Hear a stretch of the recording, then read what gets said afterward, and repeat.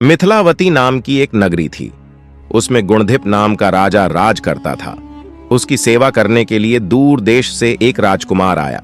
वह बराबर कोशिश करता रहा, लेकिन राजा से उनकी भेंट न हुई। जो कुछ वह अपने साथ लाया था वह सब बराबर हो गया। एक दिन राजा शिकार खेलने चला गया। राजकुमार भी साथ में गया। चलते चलते राजा एक वन में पहुंचा। वहां उसके नौकर चाकर बिछुड़ गए। राजा के साथ अकेला वह राजकुमार रह गया। उसने राजा को रोका। राजा ने उसकी ओर देखा तो पूछा, तू इतना कमजोर क्यों हो रहा है? उसने कहा, इसमें मेरे कर्म का दोष है। मैं जिस राजा के पास रहता हूं वह हजारों को पालता है, पर उसकी निगाह मेरी ओर नहीं जाती। राजन 6 बातें आदमी को हल्का करती हैं। खोटे नर की प्रीति, बिना कारण हंसी, स्त्री से विवाद, असज्जन स्वामी की सेवा, गद्धे की सवारी और बिना संस्कृत की भाषा। और हे राजा, ये 5 चीजें आदमी के पैदा होते ही विधाता उसके भाग्य में लिख देता है: आयु, कर्म, धन, विद्या और यश। राजन, जब तक आदमी का पुण्य उदय रहता है तब तक उसके बहुत से दास रहते हैं। जब पुण्य घट जाता है तो भाई भी बैरी हो जाते हैं। पर एक बात है, स्वामी की सेवा अकारठ नहीं जाती, कभी न कभी फल मिल ही जाता है। यह सुन राजा के मन पर उसका बड़ा असर हुआ। कुछ समय घूमने के बाद वे नगर में लौट आए। राजा ने उसे अपनी नौकरी में रख लिया। उसे बढ़िया बढ़िया कपड़े और गहने दिए। एक दिन राजकुमार किसी काम से कहीं गया। रास्ते में उसे देवी का मंदिर मिला। उसने अंदर जाकर देवी की पूजा की। जब वह बाहर निकला तो देखता क्या है, उसके पीछे एक सुंदर स्त्री चली आ रही है।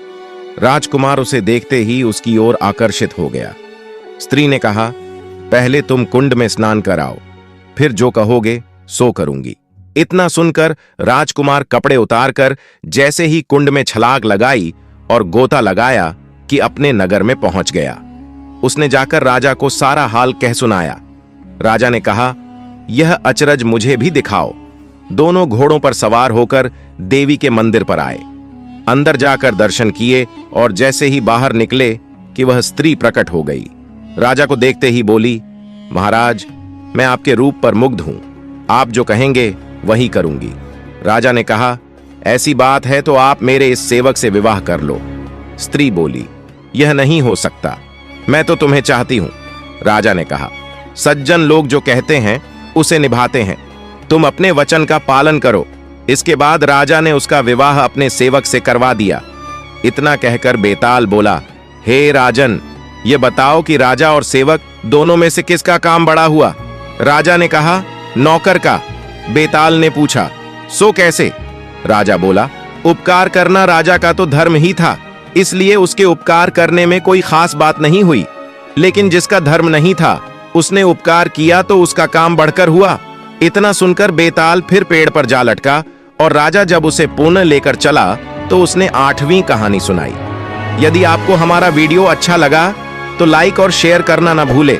यदि आपने चैनल को सब्सक्राइब नहीं किया तो सब्सक्राइब जरूर करें।